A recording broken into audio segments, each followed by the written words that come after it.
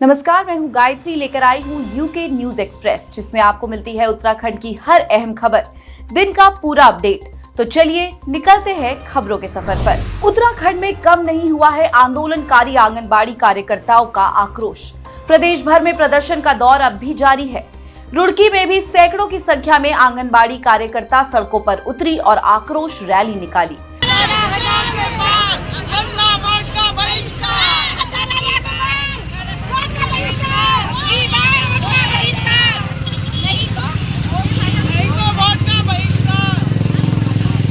आंदोलनकारी आंगनबाड़ी कार्यकर्ताओं ने वोट बहिष्कार की भी चेतावनी दी है।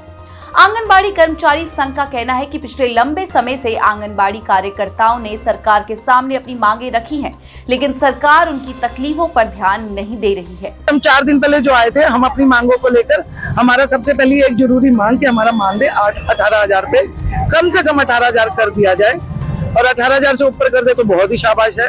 और उसके बाद 3 तारीख को हम लोग जंतर मंतर पर धरना देने के लिए सुशीला खत्री हमारी महामंत्री, उनके साथ हम लोग पहुंचे हैं। वहां पे उनको रास्ते में ही, दिल्ली में पहुंचने के बाद रास्ते में ही डिटेन कर लिया जाता है। उनके किसी के हाथ खींच रहे हैं, किसी के पैर खींच रहे हैं। हमारे पास फोटोज भी हैं, हम आप लोगों को वीडियोज भी हम आपको दे देंगे।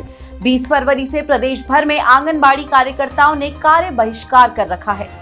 रविवार को आंगनबाड़ी और आशा वर्कर्स के प्रतिनिधि मंडल ने सीएम धामी से उनके आवास पर मुलाकात की थी। इस दौरान उन्होंने सीएम को अपनी मांगों का पत्र सौंपा था, जिस पर सीएम धामी ने मांगों पर जल्द विचार करने का भरोसा जताया था। तब लगा था कि आंदोलन खत्म हो जाएगा, लेकिन कोई बड़ा ऐलान ना होने के बाद आंगनबाड़ी वर्कर्स एक बार फिर सड़कों पर उतर आई हैं।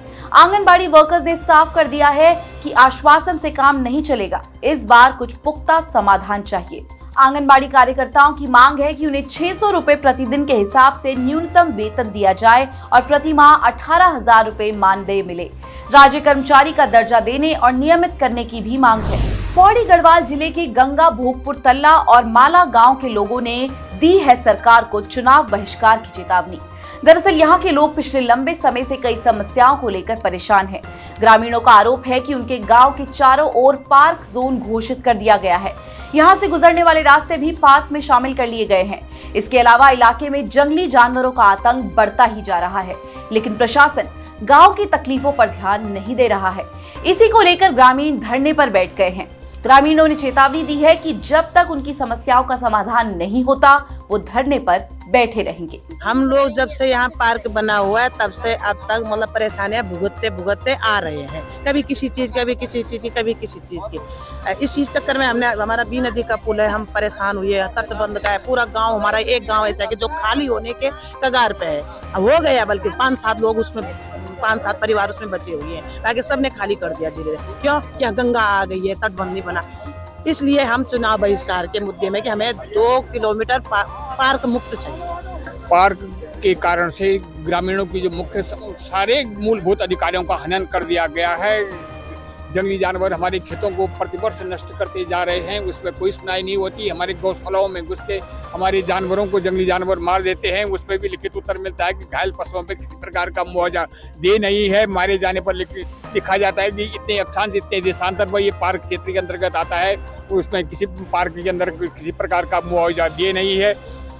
इसी प्रकार से मतलब सैकड़ों समस्याएं जो पार्क जितनी उनसे हर संभव तरीके से जनता का नाजायज उत्पीड़न करते ही जा रहे हैं। दिन प्रतिदिन जनता के लिए बहुत भारी बोझ बनते जा रहे हैं। हालांकि एसडीएम ने ग्रामीणों के पास पहुंचकर उनकी समस्याओं को दूर करने का भरोसा दिलाया है, जिसके बाद ग्रामीणों का गुस्सा कम हुआ है। देहरादून नगर निगम के दफ्तर में कमिश्नर और कर्मचारियों से बदसलूकी करने वाले बीजेपी विधायक महेश जीना की मुश्किलें बढ़ गई हैं।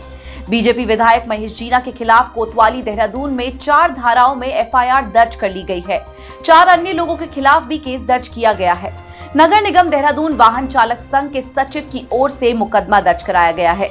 अल्मोड़ा जिले की सल्ट सीट से बीजेपी विधायक महेश जीना पर 5 मार्च को देहरादून नगर निगम के दफ्तर में पहुंचकर कमिश्नर गौरव कुमार और कर्मचारियों के साथ बदसलूकी करने, गालियां देने और उन्हें जान से मारने की धमकी का आरोप है। इस पूरे वाकये का वीडियो भी सोशल मीडिया पर वायरल हुआ है। सोनी क्यों बैठ कर बैठा था? सोनी कौन है तुम्हारे ऑफिस में? मैं जनप्रतिनिधि होने के बावजूद मेरे को भाई मेरे को तो बात को पता चला ये ठेकेदार है, कैसे नहीं बताएगा? क्यों बाहर करा इसको? मैं तो यही पूछने आया ना कि क्या रीजन है, तो वो रीजन को ठेकेदार बताएगा क्या? नगर निगम कमिश्नर और कर्मचारियों से बदसलूकी के बाद निगम के कर्मचारियों ने बीजेपी विधायक महेश जीना के खिलाफ मोर्चा खोल दिया है। कर्मचारी संगठन हड़ताल पर बैठ गया है, जिससे शहर में सफाई व्यवस्था भी ठप हो गई है। इस मामले को लेकर कांग्रेस भी बीजेपी को घेर रही है। आरोपों के बाद बीजेपी विधायक महेश जीना बैकफुट पर है। खुद को बेकसूर बताते हुए इसे अपने खिलाफ साजिश बता रहे हैं, जबकि सीएम धामी मामले पर संज्ञान ले चुके हैं और आरोप है कि अपने करीबी को टेंडर ना मिलने की वजह से बीजेपी विधायक महेश जीना का पारा चढ़ गया और वो सीधे कमिश्नर को धमकाने पहुंच गए।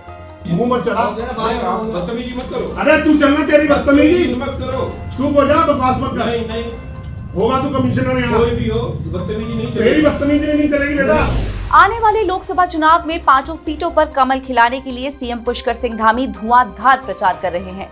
लगातार रोड शो भी कर रहे हैं। अब राजधानी देहरादून में धामी ने मेगा रोड शो किया।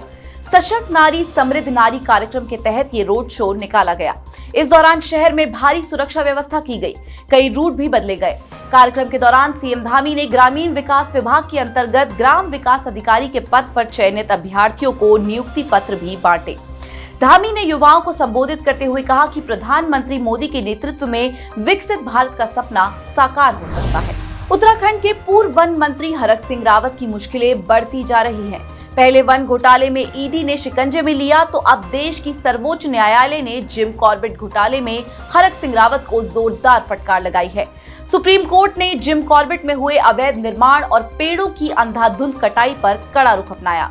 कोर्ट ने इसके लिए सीधे तौर पर हरक सिंह रावत को जिम्मेदार ठहराया है। इसके अलावा कोर्ट ने पूर्व आईएफएस अफसर किशन चंद को भी आड़े हाथों लिया, जिनकी मिलीभगत से इस घोटाले को अंजाम दिया गया। सुप्रीम कोर्ट ने मामले पर सुनवाई करते हुए सख्त टिप्पणी की। सुप्रीम कोर्ट ने कहा कि हरक सिंह रावत ने खुद को कानून मान लिया था और उन्होंने जिम कॉर्बेट से मनमाने ढंग से पेड़ कटवा दिए। ये मामला साल 2021 का है, जब तत्कालीन वन मंत्री हरक सिंह रावत ने जिम कॉर्बेट में टाइगर सफारी के नाम पर अवैध निर्माण और पेड़ों की कटाई की अनुमति दी थी। सुप्रीम कोर्ट ने भ्रष्टाचार के आरोपों में घिरे हरक सिंह रावत और किशन चंद को फटकार तो लगाई, साथ ही मामले में कड़े एक्शन के निर्देश भी दिए। सुप्रीम कोर्ट ने सीबीआई को इस मामले में 3 महीने के भीतर अपनी जांच रिपोर्ट पेश करने के आदेश दिए हैं।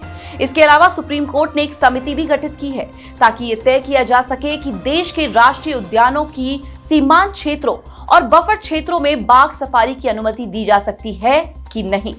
सुप्रीम कोर्ट ने जंगल को हुए नुकसान की भरपाई हरक सिंह रावत और पूर्व आईएफएस किशन चंद से कराने के आदेश दिए हैं। इसके लिए समिति बनाई गई है, जो जिम कॉर्बेट में हुए नुकसान का आंकलन करेगी।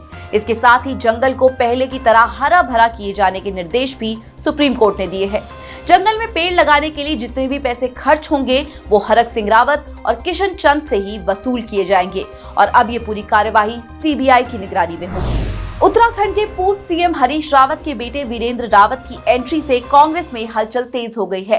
वीरेंद्र रावत पहले से ही खानपुर विधानसभा क्षेत्र में सक्रिय थे, लेकिन अब उनके होर्डिंग पोस्टर पूरे लोकसभा क्षेत्र में नजर आने लगे हैं। इससे लोकसभा की दावेदारी के रूप में भी देखा जा रहा है। दूसरी तरफ वीरेंद्र के पिता यानी कांग्रेस के दिग्गज नेता हरीश रावत का बड़ा बयान सुर्खियां बन गया है। हरीश रावत ने कहा है कि वो चुनाव लड़ने की राजनीति से बाहर निकलना चाहते हैं और यही मौका है चुनाव लड़ने की राजनीति से बाहर आने का। हरीश रावत ने कहा है कि यदि चुनाव लड़ा तो अगले 10 साल तक चुनाव लड़ने की राजनीति में फंसा रहूंगा। उन्होंने हरिद्वार से अपने बेटे वीरेंद्र रावत के लिए टिकट की पैरवी भी की है।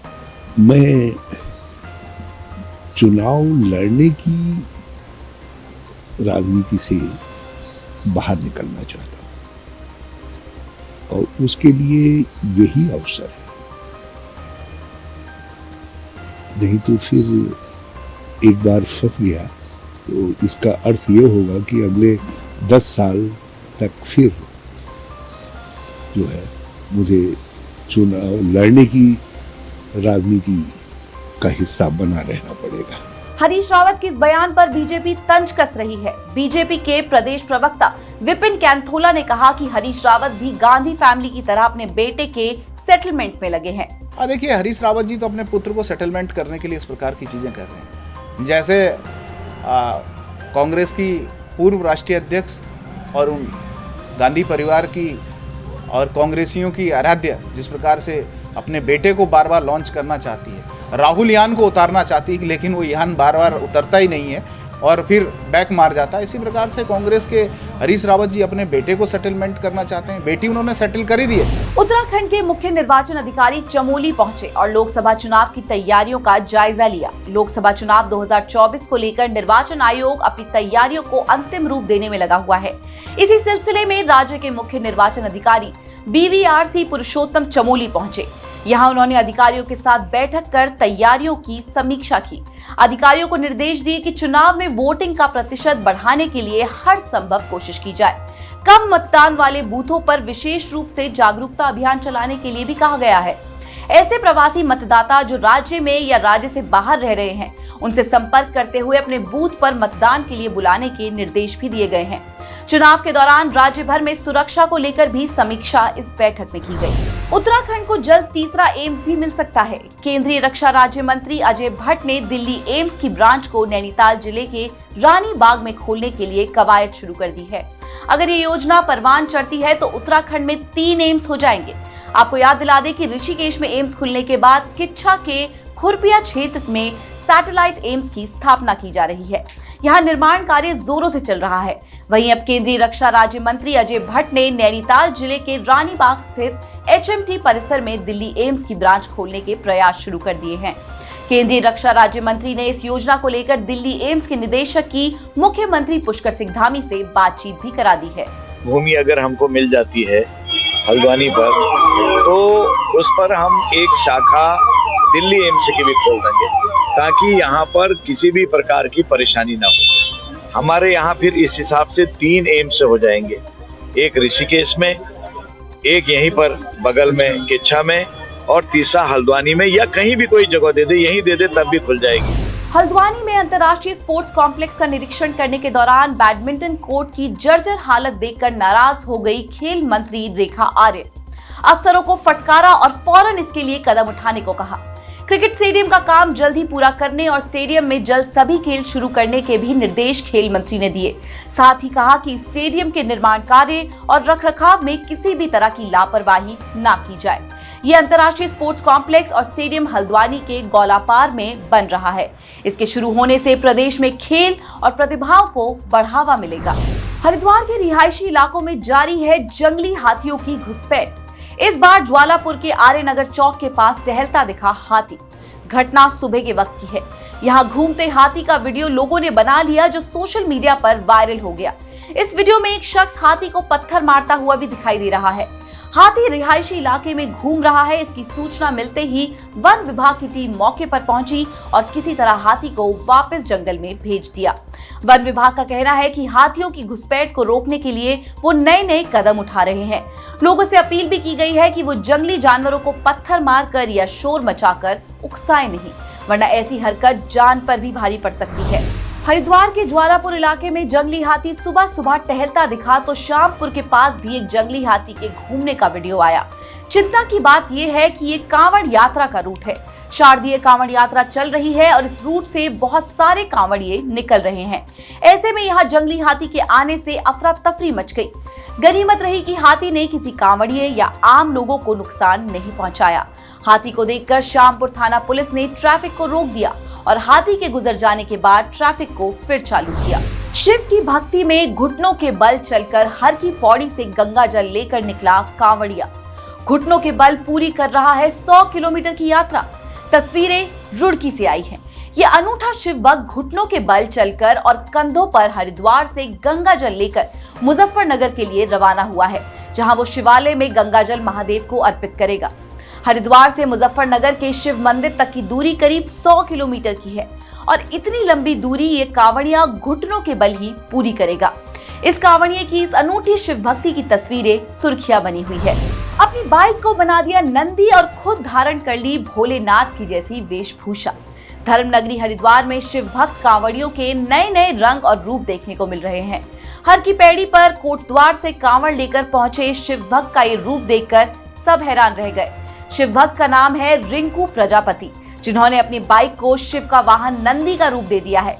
रिंकू के मुताबिक उन्हें ऐसा करने में महीने भर का वक्त लगा है। इसके बाद रिंकू जब शारदीय कांवड़ यात्रा पर निकले तो उन्होंने भगवान शिव के जैसा स्वरूप धारण कर लिया। रिंकू अब जहां से भी गुजर रहे हैं उनको देखने वालों की भीड़ लग रही है और उनका खूब स्वागत भी हो रहा है। ऋषिकेश में 8 मार्च से शुरू हो रहा है अंतर्राष्ट्रीय योग महोत्सव 2024। ऋषिकेश के परमार्थ निकेतन में इस अंतर्राष्ट्रीय योग महोत्सव का आयोजन किया गया है। परमार्थ निकेतन के अध्यक्ष स्वामी चितानंद सरस्वती ने बताया है कि इस महोत्सव में 75 देशों के 1200 से ज्यादा योग साधक, जिज्ञासु और योगी शामिल होने वाले हैं। शिवरात्रि के दिन शुरू हो रहे अंतर्राष्ट्रीय योग महोत्सव में कई नामी हस्तियां भी शामिल होंगी। पद्मश्री कैलाश खेर और उनके कैलाशा बैंड की परफॉर्मेंस से महोत्सव का शुभारंभ होगा, तो होली के उत्सव के साथ महोत्सव का समापन होगा। इस अंतर्राष्ट्रीय योग महोत्सव का आयोजन परमार्थ निकेतन और भारत सरकार ने मिलकर किया है। हरिद्वार की जिला जेल में अंतर्राष्ट्रीय महिला दिवस के मौके पर कार्यक्रमों का आयोजन किया गया। इसमें खेल प्रतियोगिताओं के साथ ही सांस्कृतिक कार्यक्रम भी रखे गए। महिला दिवस 8 मार्च को है। इस मौके पर 2 दिन कई तरह के कार्यक्रमों का आयोजन जिला जेल में किया गया है, जिसमें महिला कैदियों ने हिस्सा लिया। महिला दिवस के कार्यक्रमों को लेकर कैदियों में खासा उत्साह देखा गया। जेल अधीक्षक का कहना है कि यहाँ नारी के सम्मान में कार्यक्रमों का आयोजन होता रहता है। इससे महिला कैदियों में नई ऊर्जा का एहसास होता है। वो अपनी जिंदगी में आगे बढ़ने और कुछ अच्छा करने के बारे में सोचती हैं। महिला कैदियों को ऐसे आयोजनों से प्रेरणा मिलती है और उनकी नेगेटिविटी दूर होती है।